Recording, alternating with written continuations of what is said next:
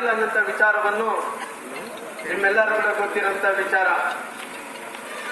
ಯಾಕಂದ್ರೆ ಇವತ್ತು ಬೆಳಗ್ಗೆ ಎದ್ರೆ ಸಾಕು, ನೀವೆಲ್ಲರೂ ಕೂಡ ನೋಡಿರ್ಬೋದು, ಇವತ್ತು ಬೆಳಿಗ್ಗೆ ಎದ್ರೆ ಸಾಕು ನಾವೆಲ್ಲರೂ ಕೂಡ ದಿನನಿತ್ಯ ಒಂದು ಕಡೆ ಅತ್ಯಾಚಾರಗಳಾಗ್ತಾ ಇದಾವ, ಒಂದು ಕಡೆ ಕೊಲೆಗಳಾಗ್ತಾ ಇದಾವ, ಒಂದು ಕಡೆ ದರೋಡೆಗಳಾಗ್ತಾ ಇದಾವ.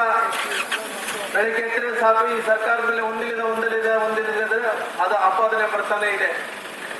ಅದಕ್ಕೋಸ್ಕರವಾಗಿ ಸರ್ಕಾರವನ್ನು ಅನೇಕ ಬಾರಿ ನಮ್ಮ ಸರ್ಕಾರದಲ್ಲಿದ್ದಂತ ನಮ್ಮ ವಿರೋಧ ಪಕ್ಷದಲ್ಲಿದ್ದಂತ ಎಲ್ಲ ನಾಯಕರೆಲ್ಲರೂ ಕೂಡ ಒಂದು ಪ್ರಾಮಾಣಿಕವಾದಂತಹ ಪ್ರಯತ್ನವನ್ನು ಸದನದಲ್ಲಿ ಮಾಡಿದಾರ. ಸದನದ ಹೊರಗಡೆ ಕೂಡ ಹೋರಾಟವನ್ನು ಮಾಡ್ತಾ ಇದ್ರು ಕೂಡ ಯಾರು ಕೂಡ ಲೆಕ್ಕಕ್ಕಿಡಂತ ಸಂದರ್ಭದಲ್ಲಿ ಇವತ್ತೊಂದು ಅವಕಾಶ ಏನಂದ್ರೆ ನಾವು ಉಪಚುನಾವಣೆಗಳು ನಡೀತಾ ಇದಾವ. ಈ ಉಪಚುನಾವಣೆಗಳು ನಡೆಯುವಂತ ಸಂದರ್ಭದಲ್ಲಿ ಒಂದೇ ಒಂದು ತೀರ್ಮಾನವನ್ನು ತಗೊಳ್ಬೇಕು. ಯಾಕಂದ್ರೆ ಇವತ್ತು ದಾವಣಗೆರೆ ಮತ್ತು ಇವತ್ತು ನಮ್ಮ ಬಾಗಲಕೋಟದಲ್ಲಿ ಏನು ಚುನಾವಣೆ ನಡೀತಾ ಇದಾವೋ ಒಂದು ತೀರ್ಮಾನವನ್ನು ತಗೋಬೇಕು. ಈ ಸರ್ಕಾರ ಬಂದಂತ 2.5 ವರ್ಷಗಳಲ್ಲಿ ಯಾವುದೇ ದಿನನಿತ್ಯ ವಸ್ತುಗಳನ್ನು ತಗೊಳ್ರಿ, ಎಲ್ಲವನ್ನು ಕೂಡ ತುಟ್ಟಿ ಮಾಡಿಕೊಂಡು ಕುಂತಾರ.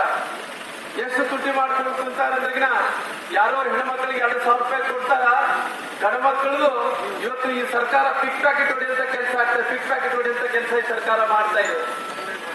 ಯಾಕಂದ್ರೆ ಇವತ್ತು ಒಂದು ಕಡೆ ಕೊಡೋದು, ಒಂದು ಕಡೆ ತಗೊಳ್ಳೋದಂತ ಕೆಲಸ ಆದಂತ ಟೈಮಲ್ಲಿ ನುಕ್ಸಾನ್ ಅಂತ ಬಹಳಷ್ಟು ಜನರೆಲ್ಲರೂ ಕೂಡ ನುಕ್ಸಾನ್ ಆಗುವಂತ ಕೆಲಸ ಕೂಡ ಆಗ್ತಾ ಇದೆ.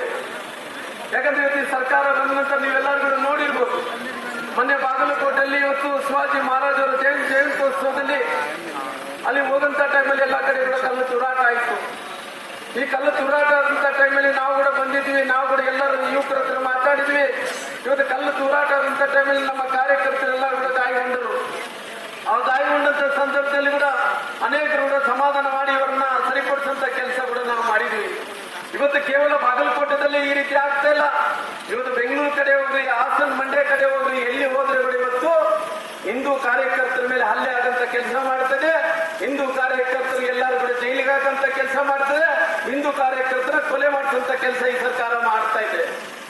ಅದಕ್ಕೋಸ್ಕರವಾಗಿ ಇವತ್ತು ತಾವೆಲ್ಲರೂ ಕೂಡ ಒಂದು ತೀರ್ಮಾನವನ್ನು ತಗೋಬೇಕು. ಎಂತ ಪರಿಸ್ಥಿತಿಗಳು ಕೂಡ ಬಾಗಲಕೋಟೆ ದಾವಣಗೆರೆ ನಡೆಯುವಂತ ಈ ಉಪಚುನಾವಣೆಯಲ್ಲಿ ಬಾಗಲಕೋಟಿನ ಬಿಜೆಪಿ ಅಭ್ಯರ್ಥಿ ಚರಂತಿ ಮಟ್ಟರನ್ನ ತಾವು ಅಖಂಡ ಮೆಜಾರಿಟಿಯಿಂದ ಗೆಲ್ಲಿಸಿ ವಿಧಾನಸಭೆಗೆ